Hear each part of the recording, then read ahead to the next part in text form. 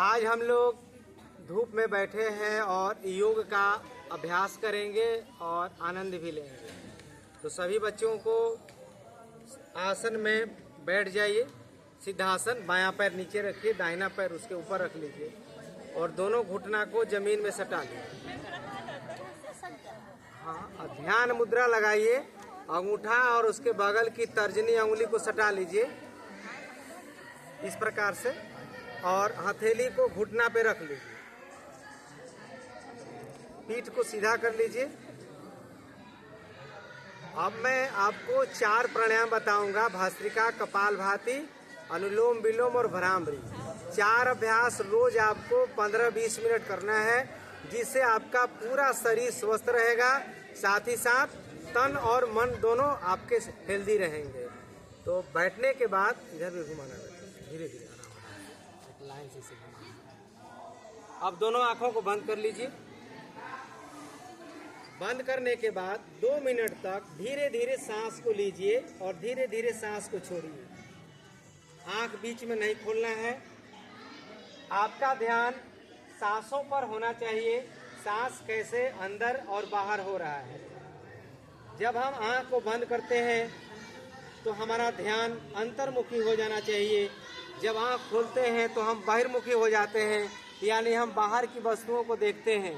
आंख बंद होते ही हम अपने अंदर के विचारों को टटोलते हैं कि हम कैसा सोच रहे हैं, हमारा विचार कैसा हो रहा है, और जैसा हम सोचते हैं वैसा ही हमारा विचार भी हो जाता है।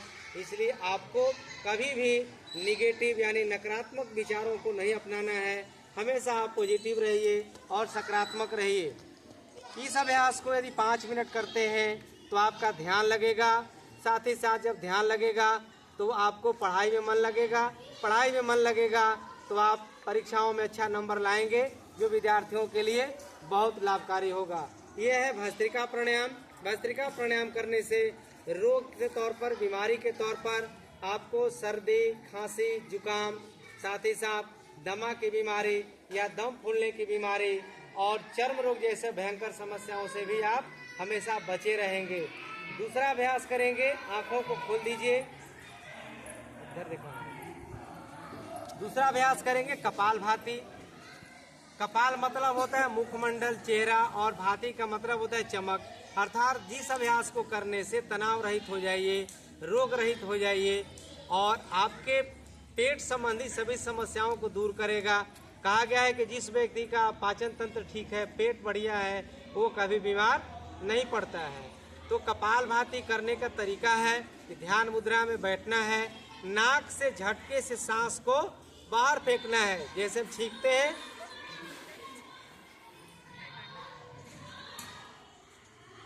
छींकिए बार बार। अभी मुंह बंद रखना है, आंखों से देखना है, नाक से हवा को बाहर फेंकना है। करते रहिए धीरे धीरे।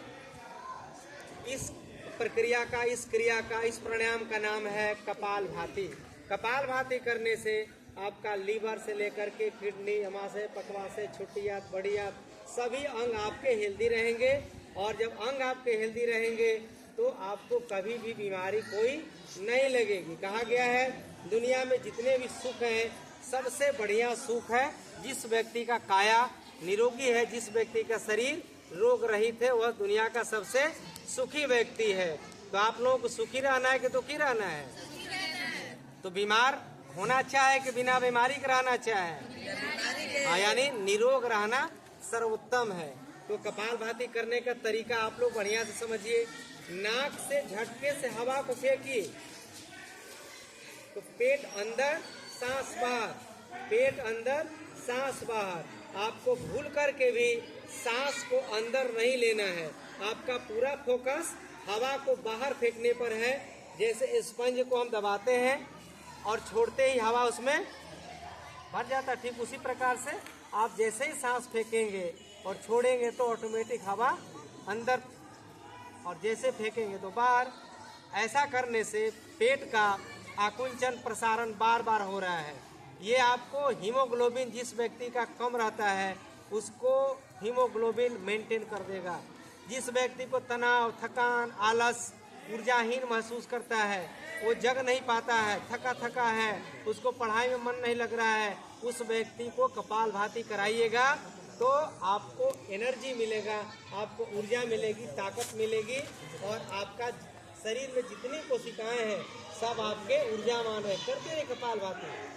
और इसको कहते हैं नाड़ी शोधन क्रिया भी, यानी शरीर के अंदर जो नाड़ियां हैं उसको ये शुद्ध कर देता है। समझ गए करने का तरीका? 5 मिनट करना है, खाली पेट में करना है, खाना खा करके नहीं करना है। और तीसरा अभ्यास है बहुत आप लोगों के लाभकारी, इधर करना देता है, जिसका नाम है अनुलोम विलोम। नाम सुने आप लोग? कैसे करते हैं थोड़ा दिखाइए करके, दिखाओ बेटा इधर, देखते हैं आप लोग कैसे करते हैं। एक बेटी कर रही है,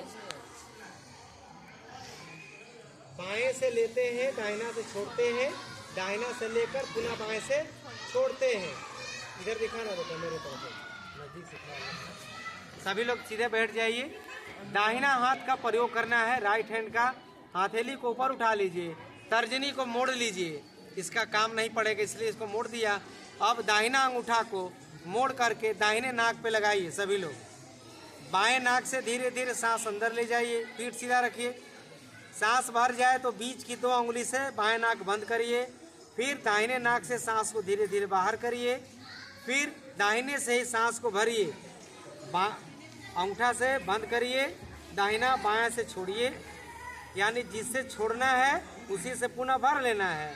अब इसको करिए, घुमा के 5 मिनट करिए। आप आँख खोल के ही करिए, देखते भी रहिए, सीखते भी रहिए, हंसना नहीं। अभी अपने आप को नियंत्रित रखिए, संयमित करिए, अनुशासन में रह करके आप योगाभ्यास करिए।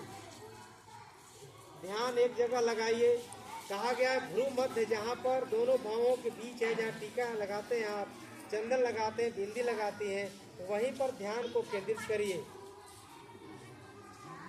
अब आंख बंद कर लीजिए। बंद आंखों से तीसरे नेत्र को देखिए, ये ललाट के मध्य में है। आप अनुलोम विलोम करते समय, अनुलोम विलोम करते समय 2 नाड़ियां चल रही हैं, ईड़ा नाड़ी और पिंगला नाड़ी। बाएं नासिका को ईड़ा नाड़ी कहते हैं, दाहिना को पिंगला नाड़ी कहते हैं। और मेरुदंड में अवस्थित है सुषुम्ना नाड़ी, यानी 2 नाड़ियों को बार बार प्रयोग में लाने से तीसरी नाड़ी स्वतः जागृत हो जाती है।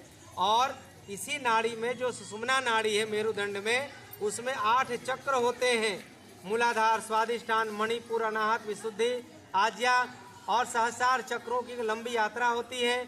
आप जब बाएं नाक से सांस भरेंगे तो दिमाग का दाहिना हिस्सा स्वस्थ हो रहा है, और जब दाहिने नाक से सांस भरेंगे तो आपका दिमाग का बायां हिस्सा स्वस्थ हो रहा है, यानी पूरा दिमाग आपका कंट्रोल में आ रहा है, संयमित हो रहा है, बैलेंस में हो रहा है।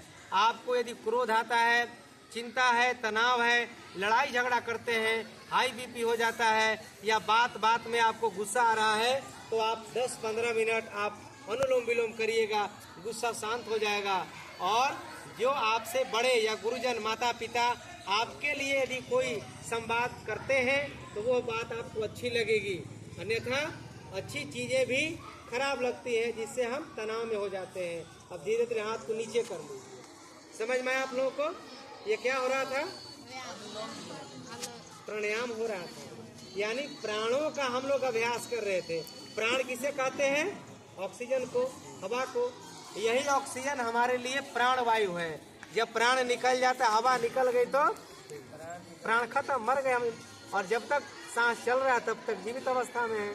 तो आप लोगों का दिमाग अच्छा होना चाहिए, पढ़ाई लिखाई अच्छी होनी चाहिए, शांति बरतनी चाहिए, लड़ाई झगड़ा कम करना चाहिए, और अनुशासन में आपको रहना चाहिए। तो विद्यार्थियों के कितने लक्षण होते हैं? कौन कौन बोलिए? 5 लक्षण है। 5 लक्षण को आप लोग हमेशा दिमाग में रखिए। उसमें है कौवे जैसी चेष्टा करना नहीं, बगुले जैसा ध्यान करना है, कुत्ते जैसा सोना है, तुरंत जगे तुरंत सो गए। इसके बाद अल्पाहारी, हल्का भोजन। इना के भोजन बन रहा है स्कूल में और पूरा खींच दिए दबा के, पेट अफारा हो गया, क्या पढ़ाई का मन नहीं करेगा, नींद आने लगेगी। इसलिए संतुलित भोजन हल्का लीजिए। और गृह त्यागी 5वां है। तो गृह तो त्याग हो ही रहा है, स्कूल में आ जाते हैं। तो 5 लक्षण को हमेशा रखिए। और महर्षि पतंजलि का 2 बड़ा सूत्र है, उसको याद रखिए। पहला सूत्र है, मेरे साथ बोलेंगे, अथा योगा अनुशासनम। अथा योगा अनुशासनम। इसका मतलब हुआ, आइए अब अनुशासन पूर्वक योग की शुरुआत करते हैं। तो अनुशासन में रहिएगा तो आप कभी भी फेल जीवन में। 4 चीजों को हमेशा याद रखिए। इसके बाद मैं चौथा प्राणायाम कराऊंगा। जीवन में जो कुछ भी करिएगा 4 सूत्र होते हैं। पहला, अब हम लोग योग भी कर रहे हैं तो 4 सूत्र याद रखिए। पहला है, आपको उसकी विधि को जानना है, यानी मेथड को। दूसरा है, उसकी टाइमिंग को जानना है। दाल भी छौंक रहे तो टाइमिंग है, नहीं ध्यान चला जाएगा, जल जाएगा, दाल आपका जल जाएगा, दूध आपका फेंक देगा। तीसरा है एकाग्रता, यानी कंसंट्रेशन, जो कार्य करते हैं ध्यान आपका उसी पर होना चाहिए। और चौथा है कंटिन्यूटी, यानी निरंतरता।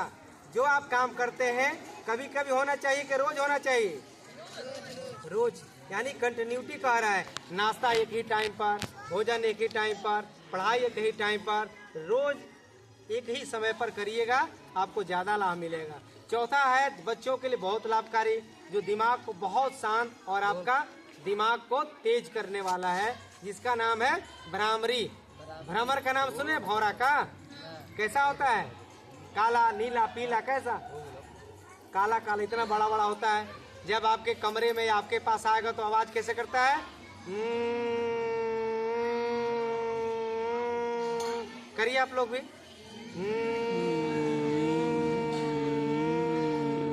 जब कान के पास मच्छर बोलता है तो यही आवाज करता है। भौरा भी यही आवाज करता है। तो आपको क्या होगा? गुदगुदी होगा, ऐसे सिहरता है। तो ये दिमाग को वाइब्रेट करता है। क्या करता है? वाइब्रेट करेगा, क्योंकि दिमाग तो खोपड़ी के अंदर है। और उसको जब वाइब्रेट करेंगे तब जाकर के उसके अंदर के तनाव रिलीज होंगे और उसके विकार भी बाहर निकलेंगे। तो आइए भ्रामरी करेंगे। दोनों अंगूठा कान के ढक्कन पे रखिए, हाथ आगे करिए और तर्जनी को ललाट पे बीच में, तीनों उंगली को मोड़ के आंख पे रखिए। हमको देखिएगा एक बार। ओठ को भी धीरे से बंद कर लीजिए और नाक से सांस भरिए और वही भ्रमर गुंजन 5-7 बार करिए।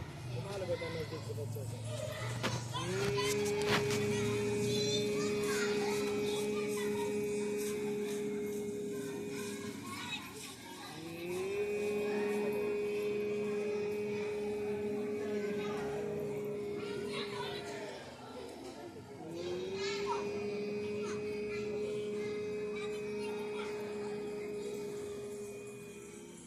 आप दोनों हाथ ऊपर उठाइए, हथेली को रगड़िए और अपने आंखों पर स्पर्श करके तब आँख खोलना है, पहले नहीं खोलना है। धीरे धीरे आँख को खोल दीजिए। कैसा लग रहा है? कुछ शांत मन लग रहा है? अच्छा।